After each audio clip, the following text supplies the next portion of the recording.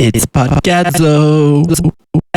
It's another lower tier content creator thing to do. Oh, here's me making a drink and then drinking it. Ooh. There's this dude whose whole entire thing is just, he's like, what kind of water should I make today? But it's just him like taking ice and water and then pouring like a bunch of different like powders into it. Yeah. It's like, what kind of water am I making today, guys? And then it's just like Gatorade powder mixed with like 10 other weird powders, and it's like, bro, you got 10 million views for doing that? Come on. What is... And here we are making creative, cleverly edited podcast clips. Can't get 200 views on them. We are shadow banned. The deep state hates us. True. But tonight we'll change because we're going to talk about yeah, true. America's band. America's sweetheart. Band. Indeed. America's hottie. All right. Welcome back to Podcadzo, the official companion podcast for the well-known indie rock band Cadzo. I'm Colin, joined by my co-host Julian. Well known. And today... Don't you forget it. Today, so well known, I have to remind you every episode that we are so. Yeah. We're like that dude in school who always has to like say how nice we are, like the single guy who's like, I'm just single because I'm too nice, you know? Yeah. I'm Girls too hate nice guys. Yeah, we always finish last. Spotify listeners hate bitches. really good, well-known bands. That's our problem. Today, we are joined by a very special guest, Zoe Jennings. Hello. Zoe, let me introduce you quickly, and then I'm going to turn it over to you. Okay? Okay. Don't be nervous. Zoe is a friend. Zoe is a listener to the podcast. Zoe is a writer and a published author. Zoe is a Dave Matthews Band fan. Do that again. Zoe is a Dave Matthews Band fan. There you go. Thank you. Zoe and I met each other in college. We've been good friends ever since.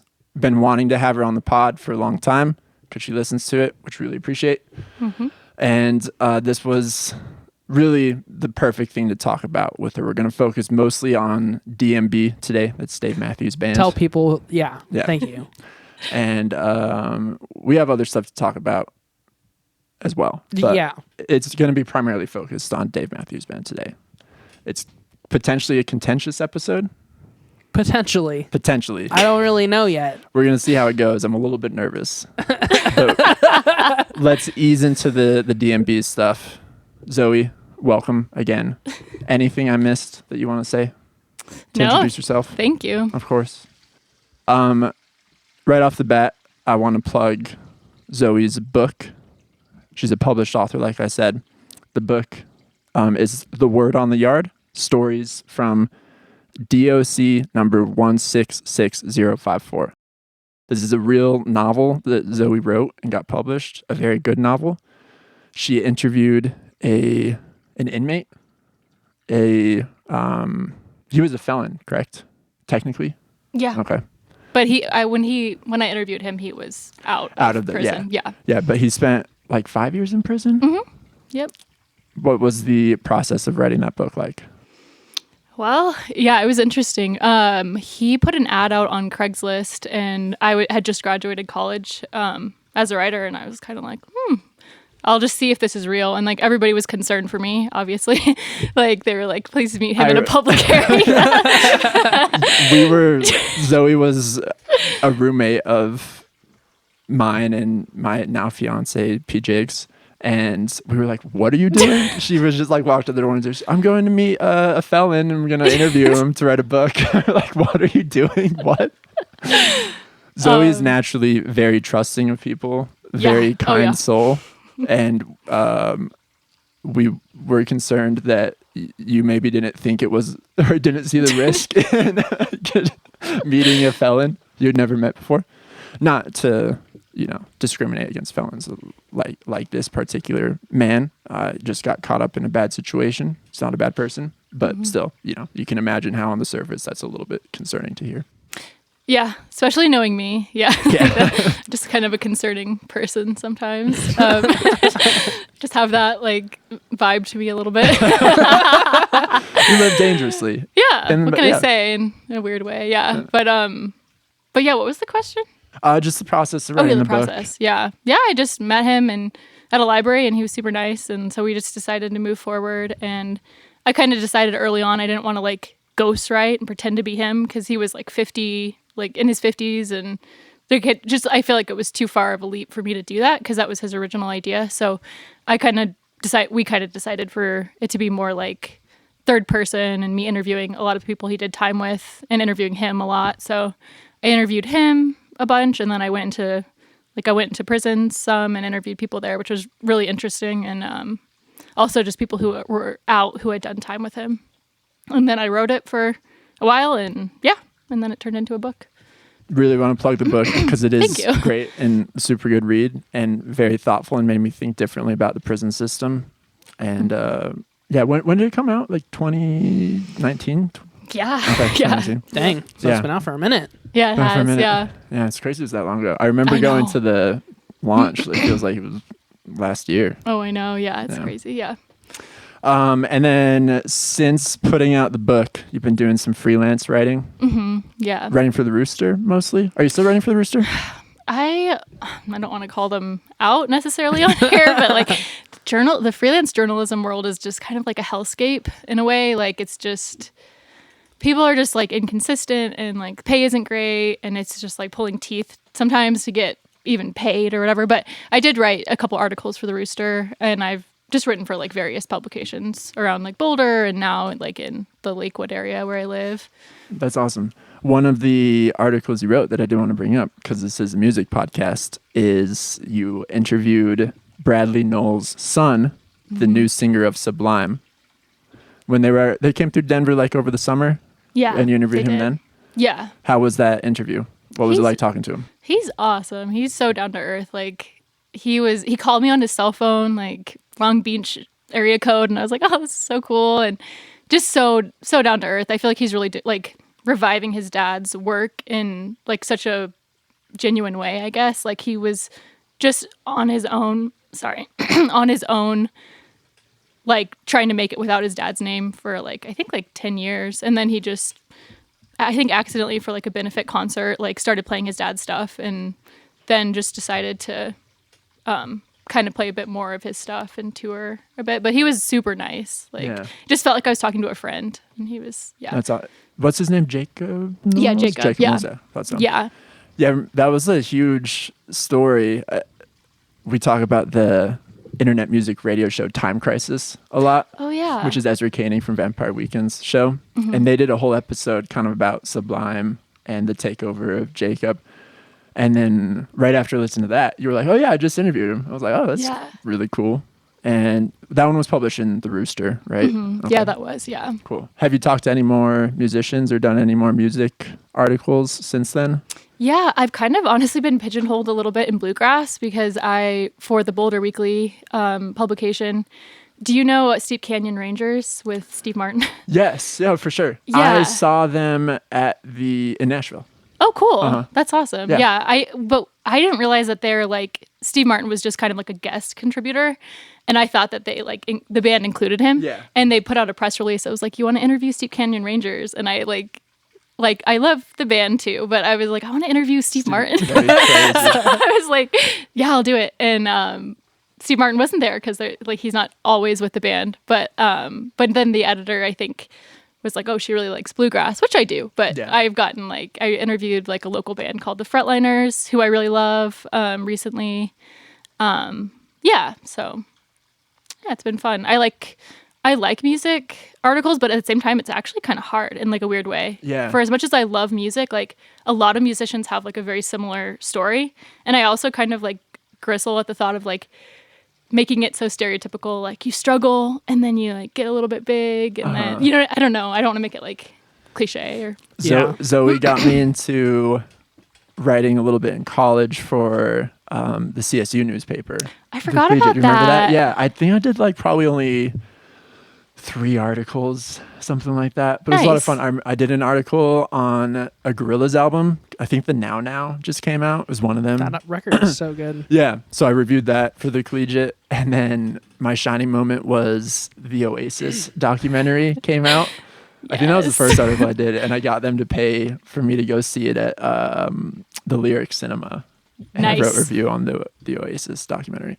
But writing about music then, and then just like we have to write like band bios and stuff. Yeah. It gets so, and like describing your sound, it's so hard not to sound cliched. And I always really hate it. It's such a chore. Talking It about is. music in any capacity, it's really Yeah. hard to not sound really like full of yourself in I a weird know. way. Yeah. Super cliche. Yeah. I know it's weird because I love it more than most things, but yeah, just Yeah. something about it is hard to write about. Oh, for sure.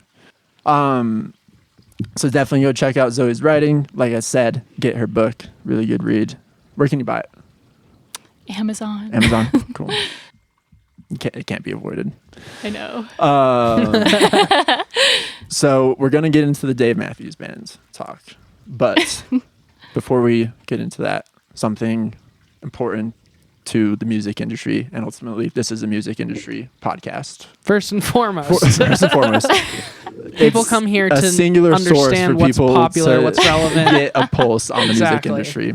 Fingers on the pulse. And That's why we're because here. we have our fingers on the pulse, we know that the Grammys happened Yes, this past weekend. Julian, did you watch the Grammys? I did not. I did not watch I did them not watch either. a single second of them. Zoe, did you watch the Grammys? I just watched my favorite artists. Mm-hmm. Like I just did like clips of them. Watch or it just, afterwards. Yeah, Watch the afterwards. clips. Yeah. Their performances. Name some. Well, my girl, have you heard of Sierra Farrell? No, actually. Look her up. She's so good. She won 4 Grammys. Oh, that's rad. She's awesome. For what categories? I think Americana Roots Okay, yeah. album, and then she won for 2 songs. But yeah, she's really cool. So I was happy for her because she's been kind of small for a while, and then like just kind of has blown up recently. I love Doechii, so I was excited for her. Doechii Yeah, won well that. deserved. Yeah, I guess that was it. I can't think of anybody. I like Casey Musgraves, although Was she nominated? she won for like just one of her songs. One of her songs? Yeah. Okay. Yeah. Did she perform? No, actually, I didn't watch any performances. I wasn't super. I've been getting a kick out of like they show pictures of Jelly Roll and like Teddy Swims. And I saw a tweet that was like, we're just making up guys now. Like there's a picture of Teddy Swims just looking bizarre and his name is Teddy Swims. And people are like, we're busting out Post Malones at an alarming rate. Yeah, there's every version of a Post Malone. Yeah. You got fat Post Malone, Yeah. drunk Post Malone. I guess drunk Post Slightly Malone is less just Post fat Malone. Post but Malone. Yeah. Fat Post Malone is kind of Post Malone too. Yeah. He got really skinny though. Yeah, true. I think because of all the Well, all the drugs. he's back on the Bud Light now, so I think he's put on a little bit more Yeah, him and weight. him and Shane Gillis Shane are doing Gillis. Bud Light commercials Yeah. on fucking reels. Yeah. Again, what world are we living in? wild. Yeah, so I didn't watch the Grammys. I never really watch the Grammys anymore, but I did look up like the summaries They're so afterwards. disappointing. And every year in the Grammys is disappointing and kind of crazy lately. I text you because I literally was in disbelief, actual rage in the moment because of who won the best rock album. Yeah. Do you want to say it? Do you know who won the best rock I album? actually don't. Okay. I actually well, let me look up the nominees first. I'll tell you 'cause- who didn't win it. It wasn't Fontaine's DC, Yeah, who had a great album this year and who's a cool, relevant modern band. Mm. It wasn't, who else was nominated? Jack White. It wasn't Jack White, who put out Yeah. undebatably one of the best albums of his career and definitely one of the year. It was, however, 80-year-old legacy rock band, rock stars, the Rolling Stones. Rolling Stones with Hackney Diamonds. Hackney Diamonds. Which was hands down not only the worst rock album I heard this year, but probably just the worst album period that I heard this year. Yeah. Absolute fucking garbage. And not even rock. It's like that weird stadium pop where there happens to be a guitar every now and then, but it's like all the drums are programmed. Every vocal is auto-tuned to all hell. Like, yeah, well, it's a joke. And so Tank by Idols was another one Idols. nominated. Yeah. Pearl Jam, Dark Matter, which wasn't a great record, but definitely better than Hackney Diamonds. And then Saviors by Green Day, which, again, kind of just a pop record with some guitars, but still would take it over Hackney Diamonds any fucking day of the week. It's like every year, for some reason, even though I don't watch the Grammys, I really care about the universe of the Grammys. Like, I get my hopes up a little bit for the artists that I like. Like maybe this year's the year that they're not going to be completely stupid about who they pick. And then every year they find new ways to just absolutely baffle me. Like, yeah. Well, it was a good year for St. Vincent. Speaking of she did win artists that you like, a good bit came of home with a handful of Grammys.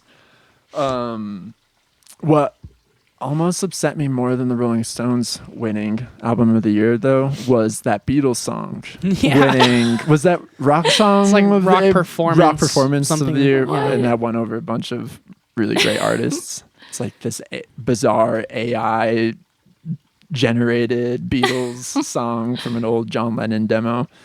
Just like, let it go, people. You don't have to give the Beatles a Grammy. Yeah, like we don't have to bow down to them still after all this time and remind the world how we feel about the Beatles. Like, imagine in the 60s if you were like, the Beatles and the Rolling Stones will still be taking home Grammys 60 years from now.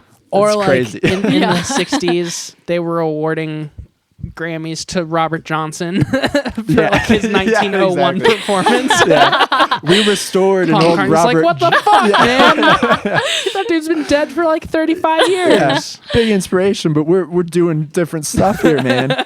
Yeah, it's crazy. But to close out on the Grammys, Zoe, you watch the podcast, so you know that we have a mortal enemy on this show. I'm so excited. Someone who gets a big podcadzo doom. Rick Beato.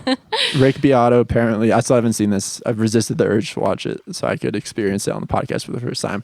But Rick Beato made a Grammys recap video. And I will say, before we even get started on this, ultimately, Rick Beato's right. His message in this video is correct, but for the wrong reasons, though. He arrives at the correct conclusion. Sometimes. But all of it, not always. Yeah. Very rarely, actually. But when he does get to the correct conclusion, all of his substantiating evidence that gets him there is still inherently completely wrong. I'm going to turn the screen directly towards Zoe for a second, because she's never seen this fucking guy before. Just have Zoe watch it. I'll He's drop unbearable. the video in He's unbearable. All right, ready? Here we go. So this is Rick Beato, and this video is titled "Why I'm Disappointed in the 2025 Grammys." And we won't watch the whole thing because it's not possible. We couldn't make it. Yeah. Okay, we're going to talk about the Grammys last night, and I promise not to freak out. Out! Out! First off, Zoe, this is Just the zooming of his face. you've heard us talk about Rick Beato on the podcast. You've heard his voice over audio when you listen to the podcast. This is the first time you're seeing him. Is this what you expected him to look like? Like his face, yes, but I didn't expect him to be wearing like a dark wash denim shirt. double That's kind of denim. his go-to. Yeah. He's a big double denim guy. Wild. I kind of, after looking at him for a long time, kind of describe him as a aging hipster vampire. He does look like he's here to suck the life out of people who find joy in stuff.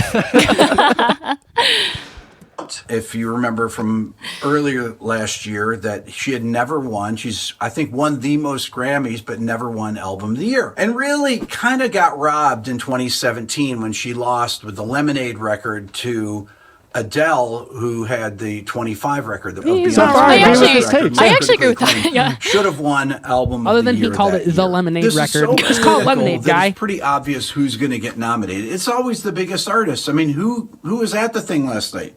Taylor Swift, Billie Eilish, Beyonce, Chappell Roan. She's had a huge record. Sabrina Carpenter, Bruno Mars. It's all the obvious people. There's always like one artist in every category. It's like, I never even heard of them. But for the most part, You're gonna all love the this part, biggest Colin. artists are It's the so ones that get fucking awesome. nominated and or win these things. Let's talk about a few of the categories where I think it's very odd who actually was nominated and who won them. Let's look at the rock category. The Rolling Stones won Best Rock Album. Mick Jagger and Keith Richards are in their 80s. They ought to have a senior category. You know, kind of like in golf, if you're over 50 years old, Again, you play in the seniors. not a bad point. Well, they should have the I'm on seniors board. Grammys for people that are in their 80s. I mean, come on, really? If you said Let It Bleed, Sticky Fingers, or Exile on Main Street, I'd be like, yeah. Well, unfortunately, those records happened 50 years ago, right? Or maybe 60 years ago. I can't even remember. It was so long ago. Some of the other nominees in the category, Green Day, definitely seniors tour. They're over 50. Pearl Jam, They're seniors tour, but a lot of them are over 60. Jack White, I think Jack might even be in the seniors tour. I think maybe Jack's in his 40s, so we can have Jack can be in here. So let's check out some of the actual younger artists that are contemporary. Let's check out Fontaine's DC. Okay, so we're about to listen to Starburster, which I think is a great fucking song. Yes. I think you think it's a great fucking song. Dude, some of the major seventh chords really pull me back to the 70s. It's almost like Emerson, Lake and Palmer. I can see your sideburns getting longer as you say that. And the best part about Rick Beato videos is him getting into the song, which he does very organically. Starburster. Good commentary.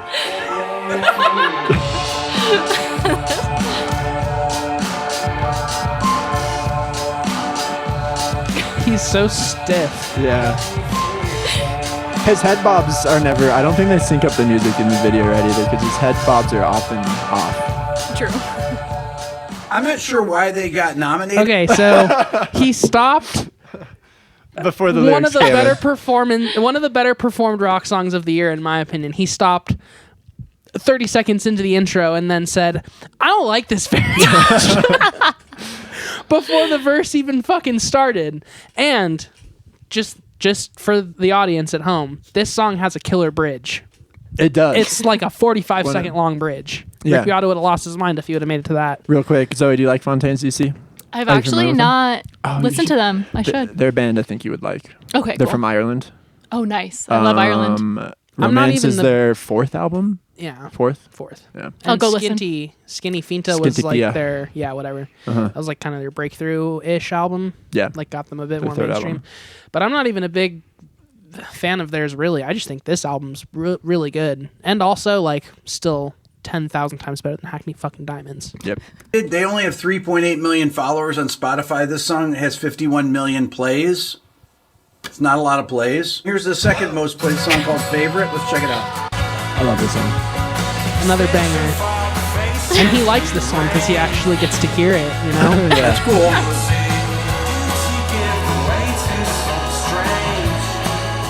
I like that.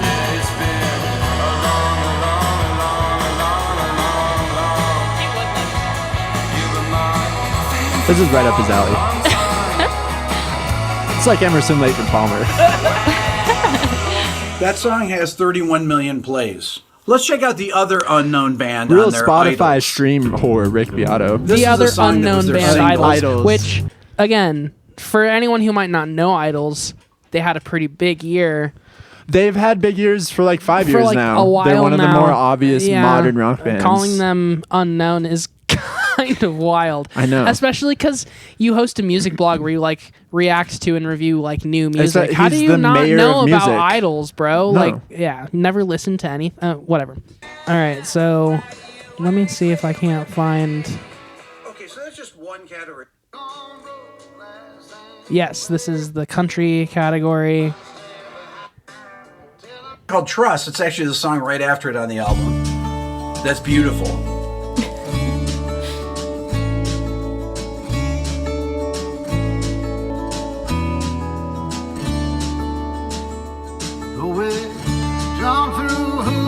So he's a big fan of this. He goes on basically to say, you know, the Beyonce record that winds up winning best country album or whatever isn't a country album, and that's the ultimate gripe with his take on the Grammys is genres like don't exist anymore, so there's no point in having the Grammys because each genre nomination, everything is just kind of Hodgepodge. That's the Culmination. point that Rick Beato makes? that's his ultimate takeaway is that there's no genre really anymore. But at the end of the day, like, it's kind of what he said at the beginning of the video. The Grammys are a popularity contest. They always have been. It's always been a politics game of like not only having to give awards to people who they have like retrospectively fucked over in the past, like Beyonce being a great example of that. I think a large part of the reason why she won Record of the Year or Album of the Year, whatever, is because she had an album out and she got skipped over, her last major release, and people realized that in the back half, and now the Recording Academy has like a whole new staff and a whole new group of voters, and they've changed all sorts of shit, and now it's just about making sure that people get their recognition that they should have already had for like a while. And the other part of it is just, in a way, yeah, genres don't mean as much as they used to, but also there's no point in being a rock artist that gets nominated for a Grammy if there's a year when any institutional group puts out a record, because then they're just going to win it. It doesn't matter what the quality of the record is. It just matters that they're an institutional rock band or whatever. So ultimately, he gets kind of points, but not fully, in my opinion, because I don't think... And I think that, calling the Beyonce record not country is kind of unfair, because it's like influenced by country. It's through a pop lens, but that's kind of like what music always has been, is taking your influences and turning that into what your version of that thing would be. So, and that's why country's having an explosion right now, is because so many pop artists went through their country phase this year. Beyonce, Post Malone, others. Mm-hmm. And so I think winning makes sense to like acknowledge the moment in time. But anyways, yeah, Rick Beato, I'll give you some points there. Still hate you. Still the arch enemy of the pod. But interesting takes. Interesting takes through and through. I think I do think that the fact that he doesn't know like Fontaine's DC or Idols is pretty interesting. I think the fact that I think in a lot of ways, like not considering Country Musgraves, the new Country Musgraves country. Country Musgraves. Old Country Musgraves. It's in the name, you see. But yeah, you get the point. I think he's just kind of got the old man lens on still a little bit, where it's like genres can change. The country genre doesn't have to sound exactly the same as it did 50 years ago in order for it to be considered country. And yeah, I don't know. Things change. People change. Genres change. Things become more amalgamated the longer you go on. Indeed. The whole time you were talking just then, I was trying to think of a thoughtful segue to Dave Matthews. He's the opposite of that.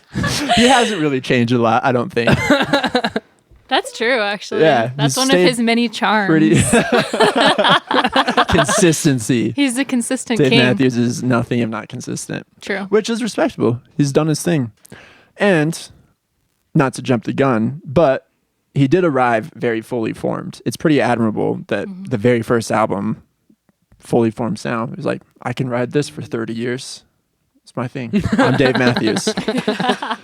So I've thought about different ways to kick off this segment, but I'd like to start with a question to you, Zoe.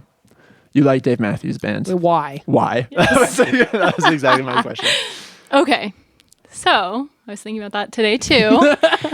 I am a big jam fan, and but I'm also a fan of bands who aren't jam. So why I like Dave Matthews Band is that I think they do studio albums really well, and also live shows and like live recordings really well too. Mm-hmm. So that's like one reason I really like that about them. Second reason, I just like that they don't take themselves too seriously. He's just a goofy guy. I also think that they're really solid musicians. I think that he has a full band usually around him of like really good, talented musicians. Yeah, I don't know. They seem like good people too. Yeah. I mean, you never know, but like cares about the environment. Like it campaigns a lot. Like absolutely. Yeah. I to full circle back to that Time Crisis show. When he put out his 2023 album, he went on that show to promote it, and it was the first Dave Matthews interview I'd probably ever heard. Definitely first like long form Dave Matthews interview, and he was the biggest goofball the entire time. And I was really surprised. From knowing little about him up until that point, assumed he was pretty self-serious from his Have you seen him dance? Yeah, I've seen that since. A lot of Dave Matthews in recent years has entered my algorithm. But up until that point, so my background with Dave Matthews is when I was learning guitar, I started off on acoustic guitar, and Dave Matthews was shoved down my throat a lot as like something to learn and aspire to as an acoustic guitar player. So I put him up on this pedestal as like a young kid. Like, Dave Matthews is the god of guitar. Nice. And a lot, like, as a guitar player, that's probably the thing I respect most about DMB is he's a good guitar player. There's good riffs, and he really has his own style. But as I got older and a little bit jaded, and outside influences kind of tainted my view of DMB, I became a hater. I found his guitar playing a little bit self-indulgent at that point, a little bit silly. Now that I'm an older man, a little bit more mature, more time under my belt, I think I can appreciate Dave Matthews Band again. I listened to, what's the first album called? And by the way, he's felt this way for a week. Yeah. A week ago, he hated Dave Matthews. Last week when we were talking about this episode, I was like, isn't it going to be great to have I can't Zoe wait on? to We can shit both on shit on Zoe. Dave Matthews Band. I hate that guy. And now I'm coming today being like, I've really developed a more mature viewpoint. Yep. I'm really setting Since Julian last up Tuesday. I'm doing this to Yes. set Julian up for failure and make him look like an idiot. Well, it's interesting because my relationship with Dave Matthews is pretty similar, but from the drummer's perspective. I was in drum lessons. I was self-taught before I started drum lessons, so I played all goofy. And my drum lesson instructor was actually like, well, you know who else plays really goofy like you is the drummer of the Dave Matthews Band, Carter Beauford. He plays like exactly the same way that you play. So you should go learn all his parts, and that's like your homework is to learn all the Dave Matthews Band drum parts for like his first record. Like, go listen to the record, learn all the parts. yeah. We'll play through the record next time we meet.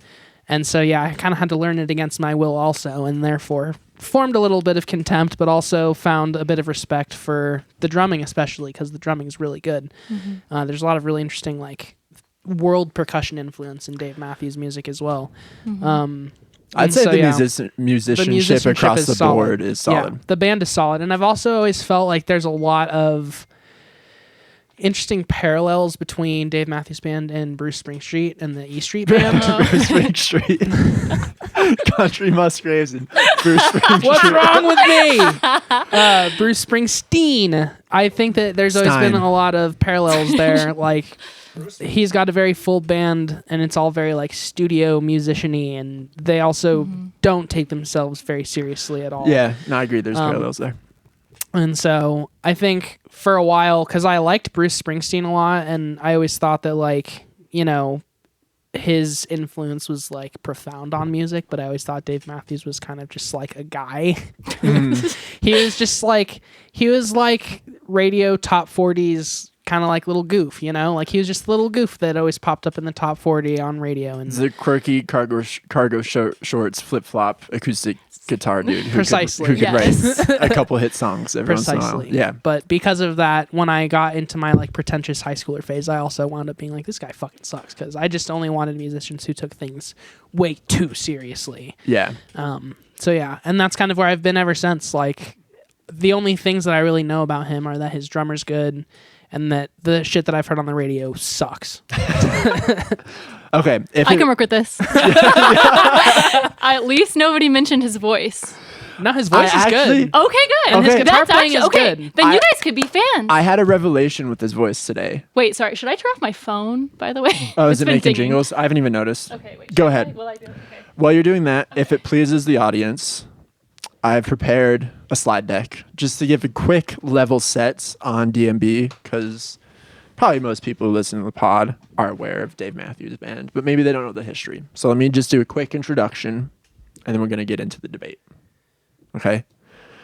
Introduction, slide 2. Well, wait, slide 1. The story of Dave Matthews Band, subtitle, A Journey Through Music and His Legacy.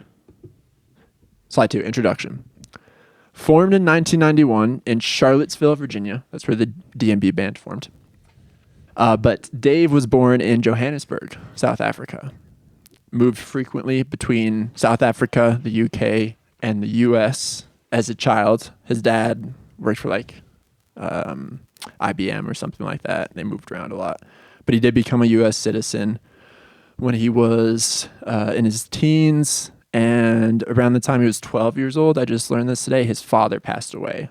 So I think that kind of informed his later music. And he also had another tragedy where his sister's husband killed himself. Like, I think around the time the band was starting, and it really affected DMB. So I think that informed the music a little bit, the tragedy. His younger sister died too. Oh, did he? Wow. Yeah. Around this time, like in the 90s? I don't know. He has some of his songs. I don't know when she died actually, but it is in there's a lot of themes of death in his songs, but yeah, I'm pretty sure his sister died too. The band blends rock, jazz, folk, and jam band influences. They're known for energetic live performances and improvisation. Those band members are the man himself, Dave Matthews. Then we got Carter, is it Beauford? Is that how you pronounce it? On the drums and backing vocals. Stefan Lessard on the bass, or Stefan perhaps. Tim Reynolds, lead guitar. Rashawn Ross, trumpet. And Jeff Coffin, saxophone. I think these were the founding members. I don't know how many still play with him today. I know, is it his sax player who passed away? He did. Very tragically, because he was like a beloved figure of the band. He was, and I almost feel like it wasn't that. That must maybe it's the new one. I should check that. DMB original sax player. And I don't think Tim Reynolds Leroy Moore. Yeah. That's right. And I don't think Tim Reynolds, I think he collaborates sometimes, but I don't think he's a as core much. member. I could be wrong though. Yeah. Yeah, I think that's just the current lineup. Nice. Where I got the band members from. Nice. Okay, cool. Their first album was Under the Table and Dreaming, released in 1994. The breakout hit on that album is What Would You Say? And in the early days, they built a very loyal fan base through relentless touring. And I think that was really the jam band influence. They kind of developed like a jam band work ethic and touring schedule and live performance lore, like, to a lesser extent. Like the Grateful Dead, but to a lesser extent. Yeah, and I think also the jazz influence led to a lot of the jam influence too. Because I always feel like when they do their jammy shit, it's always like very not big band inspired, but like fusion jazz inspired. Again, because of like all the world music stuff that's kind of added. Their other notable albums: Crash came out in '96. Classic. Before These Crowded Streets in 98. Big Whiskey and the Grux King, which was actually a tribute to their saxophonist Leroy Moore. So he died a while ago, because that was in 2009. Yeah, it's a good I album. remembered him dying more recently than that. Anyways, and then Come Tomorrow in 2018. And then he did put out an album in 2013 or 2023, excuse me. I listened to today, but the name is escaping me. Do you remember the name of that album? Actually, I like it. I don't know how to, you know what I mean? When you like a band it's from way back. Period DMB. Yeah, late period. Which I like. It actually is really good. But I actually couldn't even tell you the name. Yeah. He doesn't have that many records. We'll find it later. Yeah. Yeah, isn't it kind of surprising? He has a lot of live albums. Sure. Yeah. Which I mean, doesn't take too much. So just a little bit more. He's known for legendary live shows with unique set lists every night.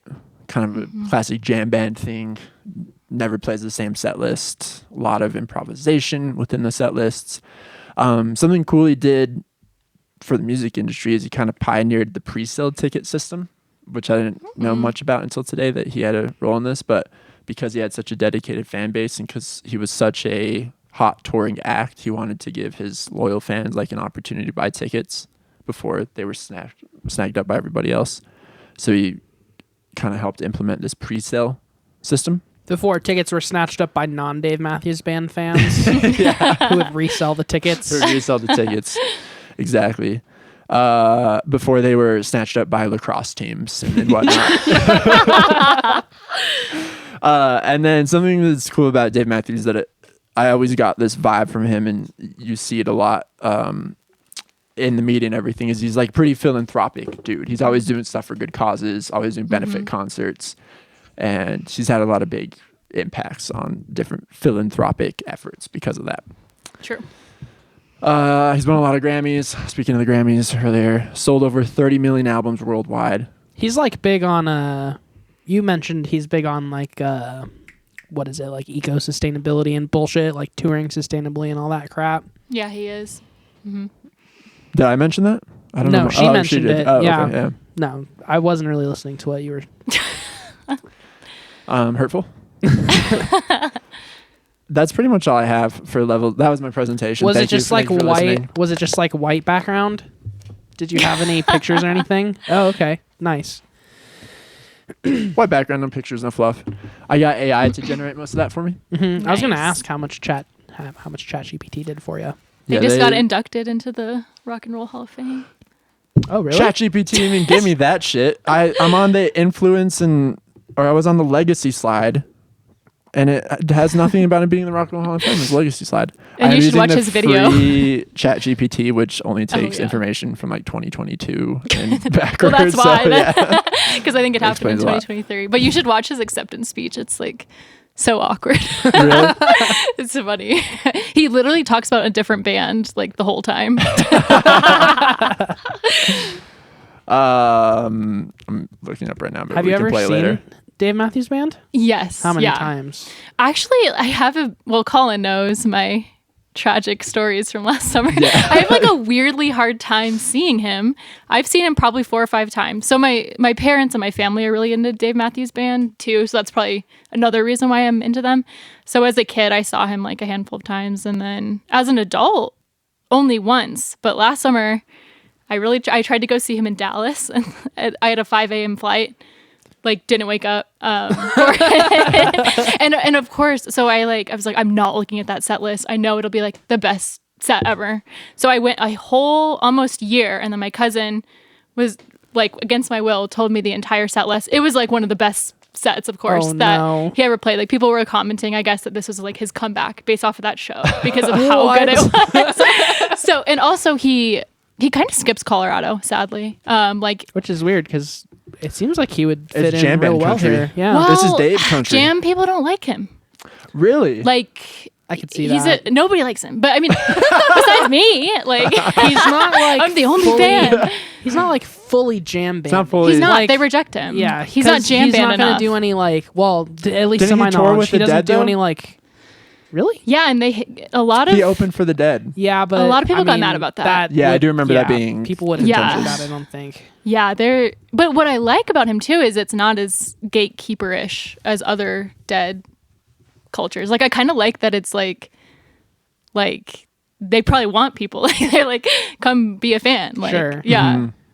Yeah, he opened for them in '95 in Las Vegas, and then he's opening for Dead & Co. again. Yeah. Yeah. They actually, he played with them. And I think he played at all that, like the Dead had I don't remember what it was called, but like a honoring show where he played and other artists did too. But yeah, he has a connection with the Dead for sure. Uh-huh. Yeah. But that's contentious. I like that.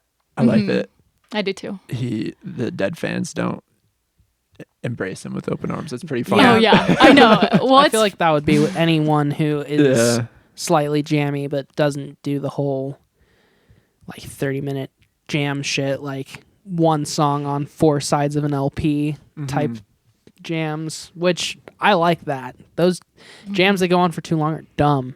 And I also feel like, I don't know, Dave Matthews jams are like slightly more informed. Like there's a bit more musical intention behind them Yeah. than just like stream of consciousness type of playing, like what Tomas was talking about. And to do like arena jams on an acoustic guitar, so that's mad respect for that. It's scary to play like leads on an acoustic guitar, much less improvising them in front of the stadium. I want to get into your history with DMB more, but Okay. before I forget, you mentioned his voice. Yeah. And I always, I not to say I hated his voice, but when I like went through my Dave hate phase, that's probably Yeah. something I was like, why does he sing like that? But something that dawned on me today, knowing that, you know, his first couple albums were in the 90s, Yeah. was he's almost a male Alanis Morissette, in my opinion. His vocal deliveries or like somewhere between Alanis Morissette and Fiona Apple is what I was thinking. I don't know if any. I even Googled that to see if anyone else had made that comparison. No one has.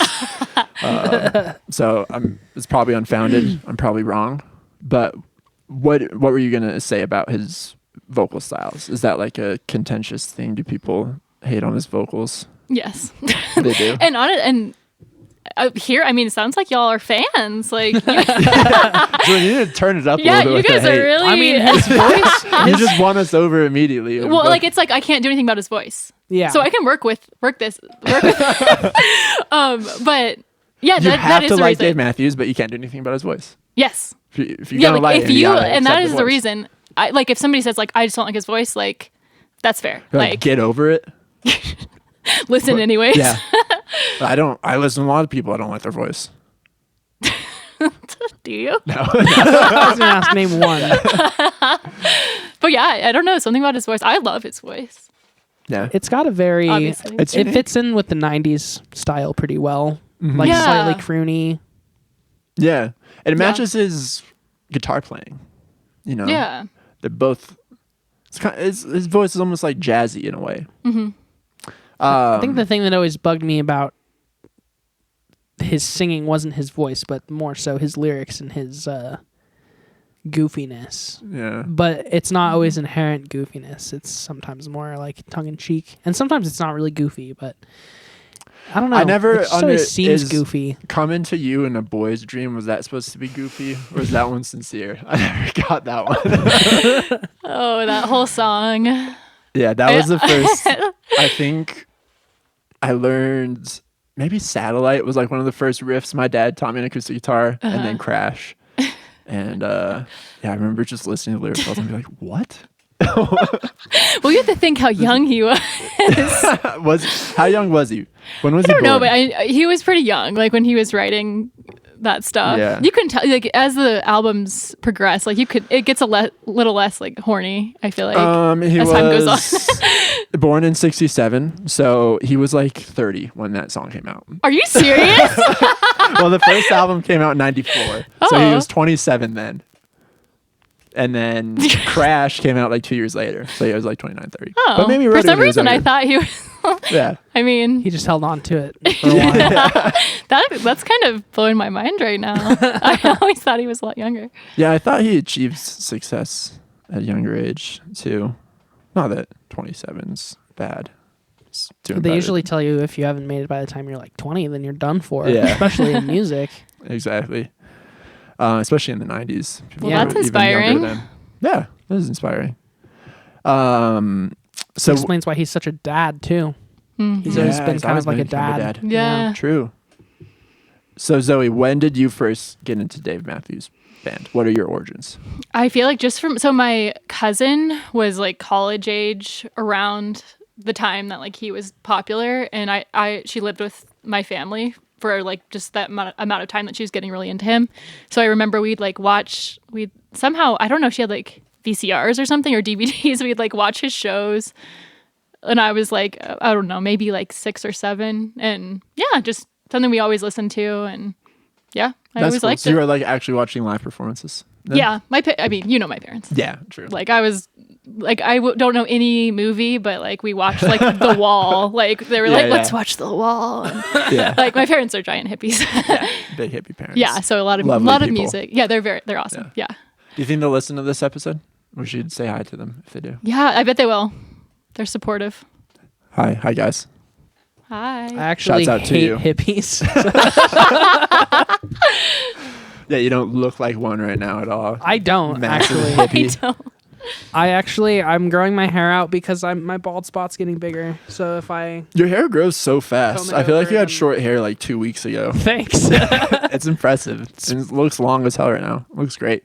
it's long in all the wrong places and short in all the wrong places. I gotta fix it. A reverse mullet. Yeah, exactly. So, your parents got you into Dave Matthews Bands, and it's something that stayed consistent throughout all of these years. You've always like DMB's been in the rotation. Yeah. Yeah. Actually, this was the first year in Spotify that it wasn't my top. 5, but I 5? feel like Wow. it was a glitch anyway. So it probably was. Spotify Wrapped was It probably messed up was. this Like week. my Yeah. whole Damn it, I Spotify take wrap in was DMB, weird. I Yeah, use Spotify I Wrapped. know. Yeah. How dare you? What albums are you listening to the most? I feel like, honestly, I think he's a good artist to just shuffle everything. All of it?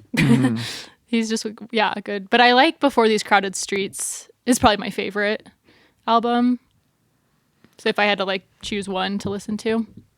My dad had, I talked about my origins already, but like the music I was listening to from Dave was probably like really just Crash and then some of the radio singles. Because my dad had Crash on CD, and my dad is, he like for a while when I was real young, before I was born, he was like doing coffee shop gigs covering didn't know songs. that. Yeah. That's cool.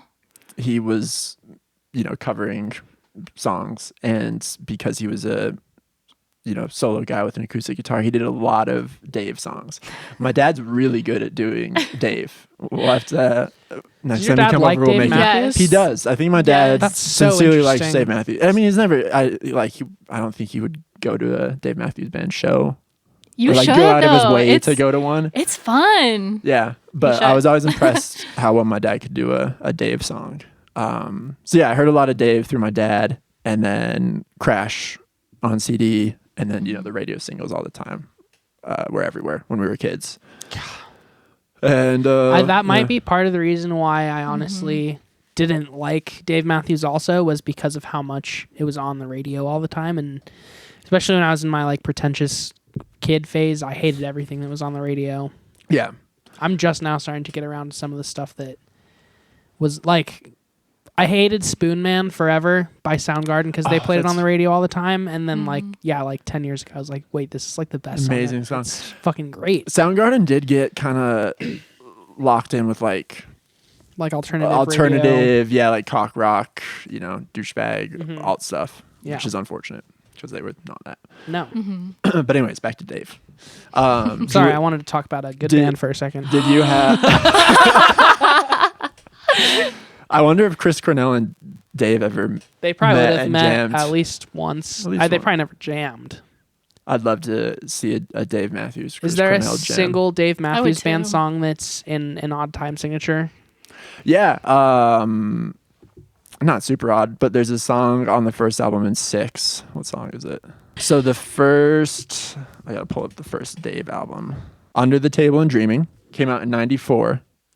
I listened to the whole album today. I listened to, I think I mentioned I listened to this one, listened to part of Crash, and then I listened to the new album while I'm here.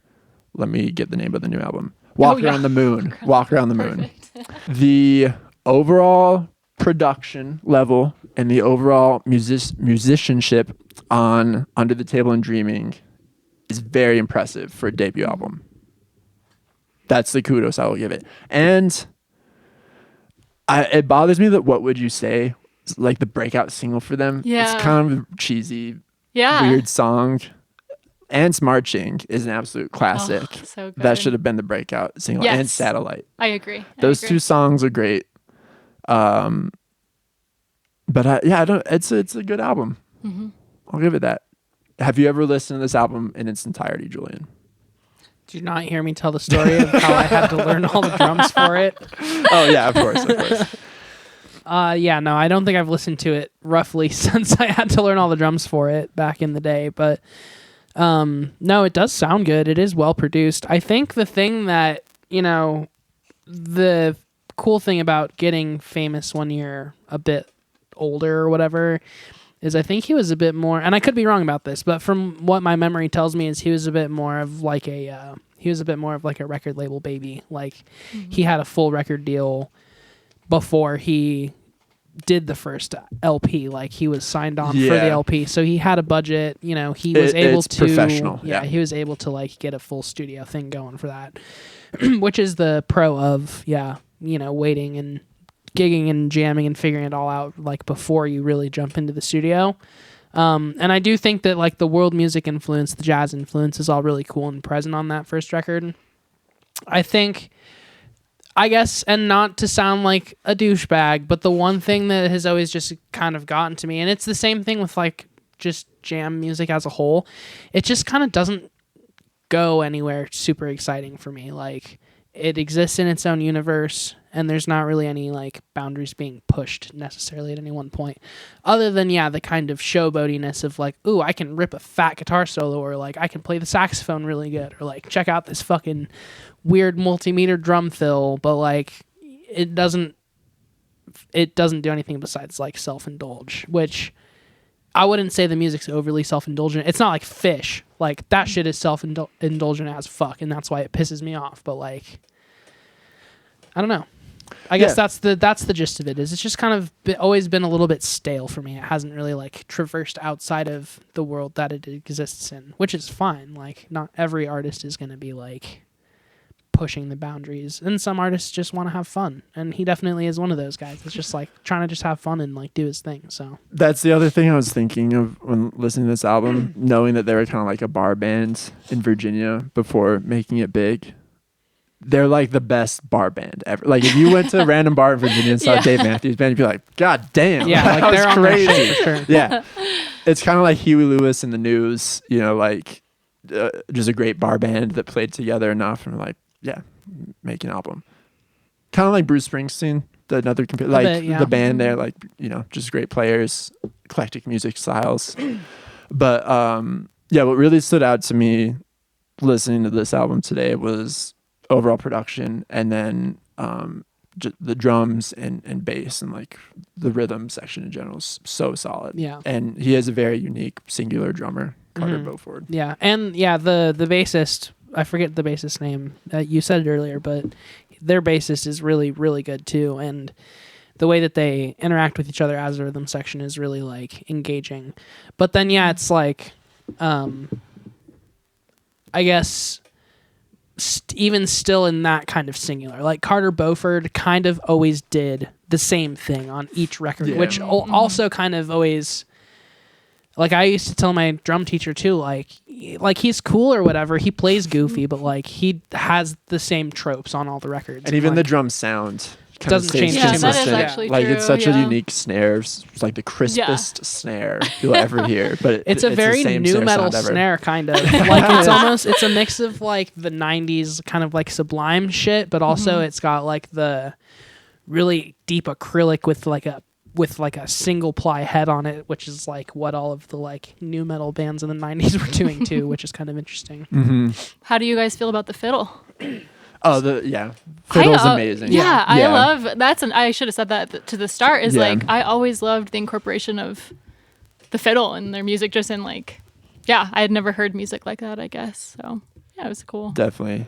And Boyd Tinsley, that's his name, the fiddle player. What always stood out seeing Dave Matthews Band is that Boyd Tinsley is huge, jacked, and a very good-looking man, and just shredding a fiddle.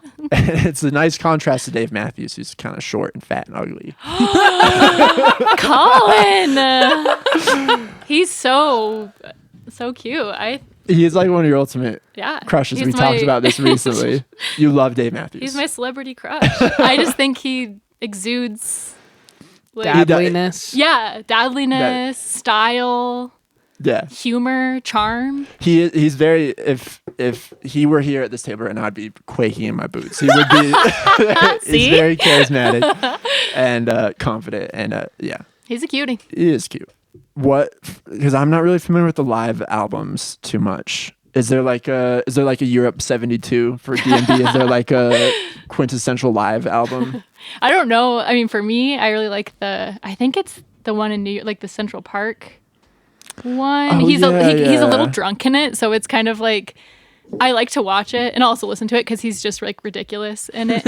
I mean, he's a little drunk, I think, in a lot of the live stuff, but that one's just like really funny to me. The Central Park concert live in Central Park, 2003. Yeah, that's a good one. Oh, seeing the album cover for this, my dad had this on CD too. It's this one. Yeah. That's probably one of his best, in my opinion. I'd love to see the Dallas show I missed, but I don't think it's on there. But also the Red Rocks one is pretty good too. I didn't know it's like the Grateful Dead, where there's like a vault, a DMB vault. DMB live tracks is what they call the albums. Yeah, and like there's so much on there. Just it's on all Apple pretty Music good. alone, there's 47 volumes of live tracks. Yeah, I was gonna say there's basically a volume for like each year, Yeah. which is crazy. Have you seen him? Is Red Rocks one of the shows you mentioned? Did you ever see him there? No, too young. They got to be one of the, as bands get older, they move to fiddlers. Yeah. I was too young to experience Red Rocks, but that would have been fun. Are there any other studio albums you want to talk about? I can't really talk about much in depth other than Crash, Under the Table and Dreaming, and then I just listened to Walk Around the Moon today. I would say Before These Crowded Streets. Listen to that one for sure. It has my That's right, favorite that's one you mentioned. song ever on it. It's called Crush. It's just like and it maybe is like complex and going somewhere for you. Like this album, I feel like might be what you're looking for, because it does take you in ways that maybe you don't expect and you're pleasantly surprised by, I'll say. Oh, whoops! I But- accidentally pulled up Dave Blunt's. The first 3 albums are all over an hour. Yeah, I was Which gonna is say pretty an crazy, hour too. and 10 minutes Yeah. for their debut. And they're all 2 years after each other. Yeah. Like pretty impressive to be, pretty prolific every 2 years, especially in the 90s. Like that's people weren't making albums as close together as they do now, because you would just kind of tour an album for a longer time in the 90s. So to have them 2 years apart and be over an hour of material each, it's pretty prolific guy in Kind the of like 90s. both. There's like both extremes of that in the music business up until I think streaming really took over. Yeah, that's true. Okay, so we'll get back to the music potentially, but one of the biggest pieces of DMB lore, Don't say the it. looms large for Don't me, say it. Are you going to say the poop bus? is the Chicago River poop bus incident, which when we He were was talking framed. about DMB, when we were Sorry, talking go about DMB a while ago, this is like you and I talk about DMB often. We when do. meet. Yeah. You didn't know about this, like. I think One I of the times blocked we it. talked about it. Did you just block it Well, out? either that or just like everybody I know is big fans and they wouldn't dare talk about it. You don't mention that. But in I the did DMV visit that circles. bridge for the first time You did. You paid this the summer. pilgrimage. You made the pilgrimage. I made the to pilgrimage DMV to poop the alleged spot where it didn't happen. where he was framed. Where he was there framed. weren't definitely pictures taken, So you, aerial yeah, pictures. and several witnesses or victims, shall we call them? They deserved it. So you know this. Yeah, who takes a river tour of the Chicago Yeah, River? for real. Just walk. You're signing up to have some sort of poop incident Truly. on the Chicago River. Why are you taking a tour of a city river? Julian, you know this story, right? Oh yeah. Okay.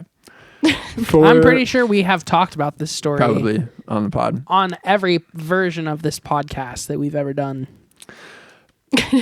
I'm going to make it a positive thing, Zoe, because this is Thank such you. a truly unbelievable story. The fact that any artist could come out of this and it's not just the number one thing people immediately associate with that artist. Maybe if it was an artist that people testament. cared about, like if Kendrick Lamar did it, then people would associate pretty heavily with him. True. Well, that's the beauty about being a Dave Matthews Band fan and also his band is I feel like they can kind of just do whatever they want because people have And dump such shit strong everywhere. opinions.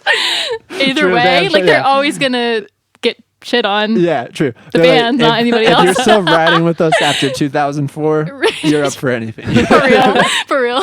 All right, so for the listeners who may not be hip to the story, on August 8th, 2004, a tour bus belonging to Dave Matthews Band, kind of lawyerish verbiage here, not his tour bus, a tour bus belonging to Dave Matthews Band, True. dumped an No, estimated that 800 pounds, 360 kilograms if you use the metric system, of human waste from the bus's black water tank through the Kinsey Street Bridge in Chicago onto an open top passenger sightseeing boat sailing the Chicago River below. The incident became popularly known as the Dave Matthews Band incident or Poopgate. So I think what's important to note is that Dave Matthews was not driving the bus.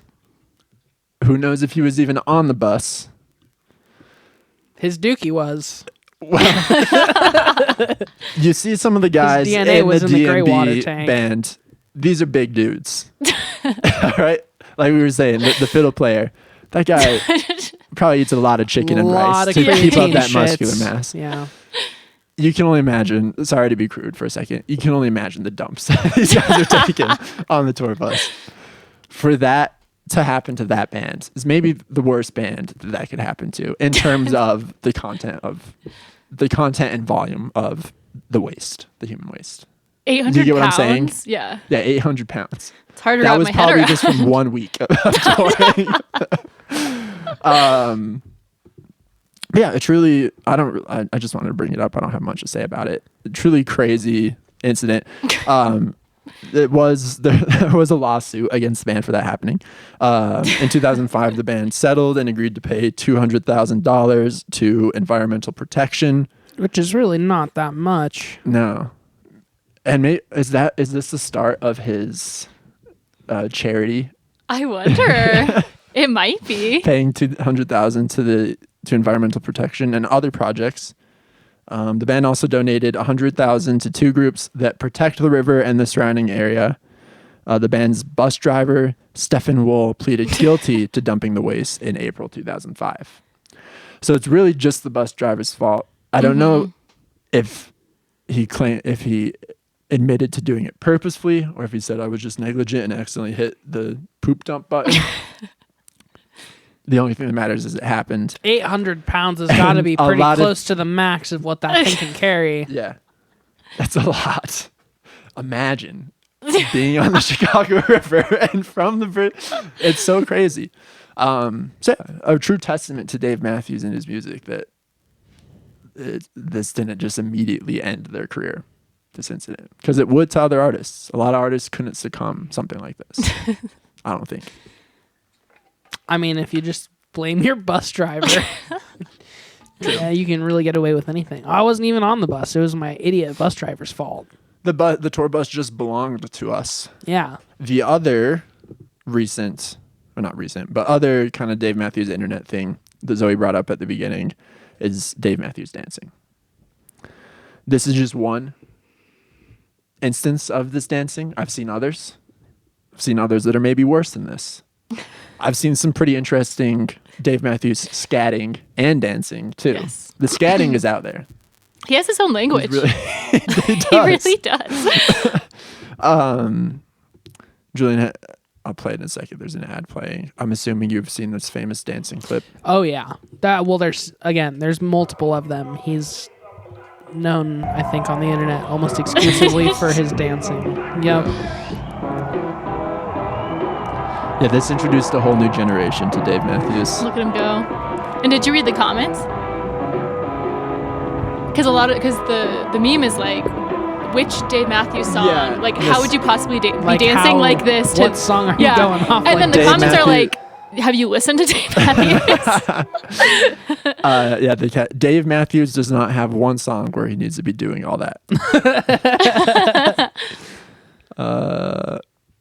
Yeah. So that warmed me to him when I saw Yeah. the dancing video too. Good. And I think he'll have a resurgence. I think he maybe having think he will. one. He'll have Do you think he's in the midst of one? It's brewing. It's brewing. It's brewing. I The think storm it's is collecting. Soon, 800 pounds of Dave Matthews will be will dumped be all released over onto us. the world. Yeah. It's just collecting in the Blackwater tank right now. Exactly. Poor choice of words. Marinating. It's marinade. Well, Julian, you really weren't as contentious as I thought you might be. I didn't about really Dave get that Matthews. many opportunities to be contentious. You didn't really lay anything out on the line for me to be contentious I tried about. to. No, you What, really didn't. What would be the perfect setup for you to say something nasty about Dave Matthews right now? Say some shit like he's the best singer-songwriter to come out of the 90s. And then I'll be like, you're a fucking moron. You know? Zoe, would you say Dave Matthews is one of the best singer-songwriters to come out of the 90s? No. And that's why I love him. Like, that's why it's hard to explain, but that's why I love him. No, I get it. No, I think and for that reason, it's like I respect it because I have a lot of bands that I like that kind of suck, and it's just because they're super charming. And like anyone who wants to like take the stance of like Dave Matthews Band isn't charming, well, that's kind of a stupid stance to take because like that's one of the only things they have going for them is that they're super charming. And they clearly from the outside have never taken themselves like too seriously. So anyone else who wants to like take their shit too seriously, that's on you for not understanding the mission really. Yeah. And part of their charm, I feel like they've kind of graciously accepted their place as being kind of a punching bag for like there's so many like if you watch TV, you know, it's kind of an easy like, oh, you douchebag, you like Dave Matthews, you know, that sort of stuff. And it doesn't seem to they've never like commanded too much attention really for what they do. Like yeah. Dave Matthews never made, you know, Netflix documentary speaking out on how all the hate affected him like other bands have around that same time. And yeah, I think he just takes it on the chin. He knows what he's doing. He knows that he's a talented dude. He has a beloved, you know, fan base that adore him. He's also never tried to like cling on to relevance like a lot of people from the 90s we've seen try to do, like beg for that limelight to stay on them just a little bit longer. I feel like he's never really given a shit about that either. No, he's stayed respectable. I feel like he's pretty authentic. Like he just has stayed true to himself like through his whole career, it seems like. Yeah. And like we were saying at the beginning, stayed like consistent sound wise, you know, never seemed desperate to redefine himself. Because if it's a hit, it's a hit. The Grugrux album is a little bit like if you listen to that one, somebody might argue that one took I liked it, but it took a pretty different turn. So I think some fans would maybe say that was fair. I did make going that out there statement, not being too informed that's okay. on all the studio albums. But that's probably the most out there. But you got to respect it because he just goes like there's some deep themes in it because of the saxophone player dying like right before that. Yeah. So I think if you understand that in the timeline, it's all good. Any closing remarks on Dave Matthews Band? I think you were pretty successful. I want to congratulate you. Yeah. Julian's a fan now. Yeah, I think y'all are fans. I added an album, the whatever it's called, Before These Crowded Streets. Nice. Yeah, I'm gonna check it out. Well, the I'm artwork excited. is cool. Nice. Especially on Apple Music, they have that bullshit where it's like all 3D. Yeah, I can't find it now, and I'm not going to try any harder, but I'm excited. Yeah, I think with Dave Matthews Band too, like just being any band from the early to mid 90s that still puts out music this late in the career. We've said this on the podcast a bunch. That's kind of a victory in itself. Just putting out releases later into your career when people are expecting you to like maybe not necessarily call it quits, but just like be a touring band and put out compilation records and, you know, just ride on those paychecks forever. Like to have a genuine interest in pursuing releasing new shit is something to admire from anyone who's doing it, no matter if it's like kind of shitty or not. So. Absolutely. And outside of that, to still be one of the biggest touring acts in the country 30 years on. Not many acts do that. So my one gripe would be come to Colorado more. Yeah. Please. Zoe doesn't have to miss a flight to see you. Yes. Okay. Well, yeah. Dave Matthews Band gets the podcadzo thumbs up, I think, ultimately. And they're one of my biggest inspirations now. So now they're really going to start taking off. Yeah, they're going to so. do This is the start. Whole new era. That podcadzo bump. Exactly. You're welcome. You're welcome. Dave, we'd maybe even consider having you on the podcast. If you Although, ask like I said, I nicely. would be intimidated by his good looks and charm. Zoe, anything else to plug, to promote? Any writing, any books you're doing, any other ridiculous bands that you want to put out there? Ooh. If you were to come back on the pod, which we hope you do, and you're welcome anytime. This has been fun. Which band would you want to talk about? Dirty Heads? Oh, I've seen Dirty Heads, Heads. I think twice with you. I do love them, but I don't know. Not a lot to say about them. I love them. I would talk about them for sure. I love Babe Rainbow. That's kind of a. Oh yeah. I know that Yeah. you like them. Is that Babe They're Rainbow's pretty sick. they're in the same way. Very goofy. Very like. I think I like bands like that. Like just they don't take themselves very seriously at all. Like they had a tour, like a U.S. tour. They're from Australia, and they like forgot to get visas, so they like had to push all their tour dates back. But I love them. They're like they're just ridiculous, and I love it. Australia. Honestly, I'd come back for like Australian. That's a I great love idea. Australian music. Yeah. You have your finger on the pulse there with cool Australian bands. Yeah, I like It's something we need Kinkas. to talk about because really for the past like 15 years, Australia has punched way above its weight in like major acts. There's a lot of them. Yeah. For sure. But writing projects? Is that what you? Anything you want to promote? Are you working on anything right now that you could share? Doing a major shift in my writing. I'm like doing fiction now, so it's been interesting.